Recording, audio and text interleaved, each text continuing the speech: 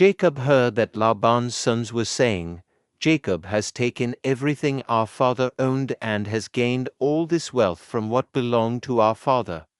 And Jacob noticed that Laban's attitude towards him was not what it had been. Then the Lord said to Jacob, "Go back to the land of your fathers and to your relatives, and I will be with you." So Jacob sent word to Rachel and Leah to come out to the fields where his flocks were. He said to them, "I see that your father's attitude towards me is not what it was before, but the God of my father has been with me. You know that I've worked for your father with all my strength. Yet your father has cheated me by changing my wages 10 times. However, God has not allowed him to harm me.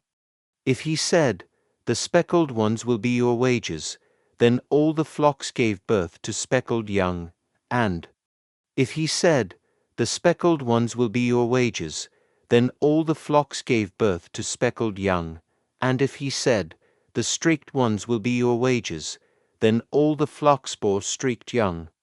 So God has taken away your father's livestock, and has given them to me. In the breeding season I once had a dream, in which I looked up and saw that the male goats mating with the flock were streaked, speckled or spotted. The angel of God said to me in the dream, 'Jacob.' I answered, 'Here I am.' And he said, 'Look up and see that all the male goats mating with the flock are streaked, speckled or spotted, for I have seen all that Laban has been doing to you. I am the God of Bethel, where you anointed a pillar, and where you made a vow to me. Now leave this land at once and go back to your native land.'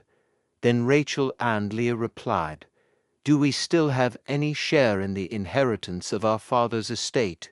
Does he not regard us as foreigners? Not only has he sold us, but he has used up what was paid for us. Surely all the wealth that God took away from our father belongs to us and our children. So do whatever God has told you.'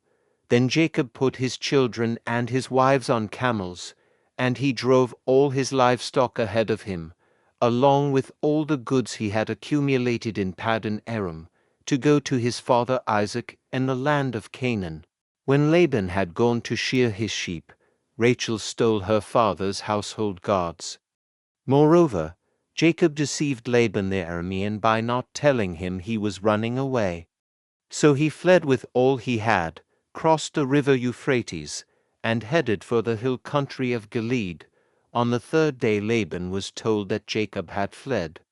Taking his relatives with him, he pursued Jacob for 7 days and caught up with him in the hill country of Gilead.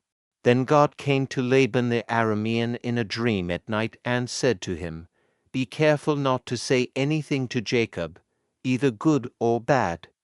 Jacob had pitched his tent in the hill country of Gilead when Laban overtook him, and Laban and his relatives camped there too. Then Laban said to Jacob, "What have you done? You've deceived me, and you've carried off my daughters like captives in war. You didn't even let me kiss my grandchildren and my daughters goodbye. You have done a foolish thing.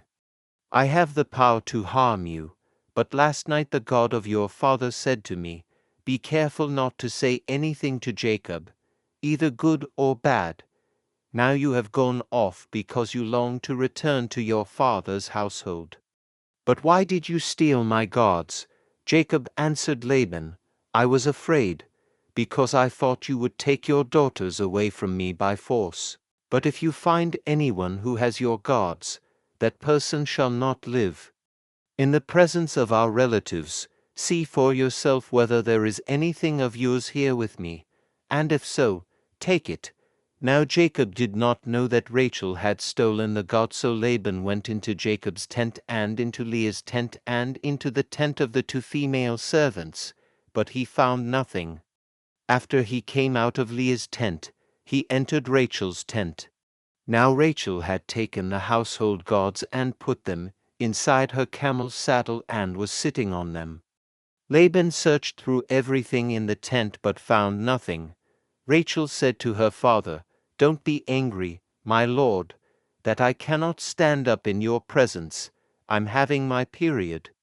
So he searched but could not find the household gods. Jacob was angry and took Laban to task. "What is my crime?" he asked Laban.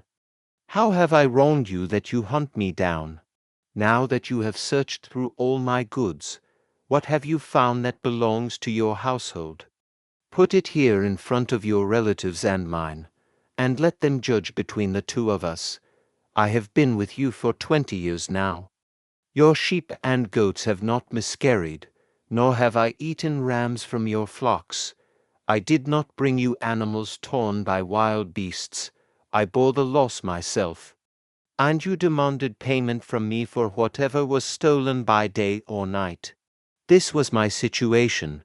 The heat consumed me in the daytime and the cold at night, and sleep fled from my eyes. It was like this for the 20 years I was in your household. I worked for you 14 years for your 2 daughters and 6 years for your flocks. And you changed my wages 10 times. Come now, let's make a covenant, you and I, and let it serve as a witness between us." So Jacob took a stone and set it up as a pillar. He said to his relatives, "Gather some stones." So they took stones and piled them in a heap, and they ate there by the heap. Laban called it Jegar-sahadutha, and Jacob called it Galeed.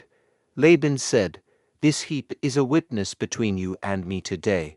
That is why it was called Galeed. It was also called Mitzpah, see, because he said, "May the Lord keep watch between you and me when we are away from each other. If you ill-treat my daughters, or if you take any wives besides my daughters, even though no one is with us, remember that God is a witness between you and me." Laban also said to Jacob, "Here is this heap, and here is this pillar I have set up between you and me. This heap is a witness, and this pillar is a witness, that I will not go past this heap to your side to harm you, and that you will not go past this heap and pillar to my side to harm me. May the God of Abraham and the God of Nahor, the God of their father, judge between us." So Jacob took an oath in the name of the fear of his father Isaac. He offered a sacrifice there in the hill country and invited his relatives to a meal. After they had eaten, they spent the night there. Early the next morning Laban kissed his grandchildren and his daughters and blessed them. Then he left and returned with a home. grateful heart. Give thanks to the Holy One. Give thanks because He's given Jesus Christ, His Son.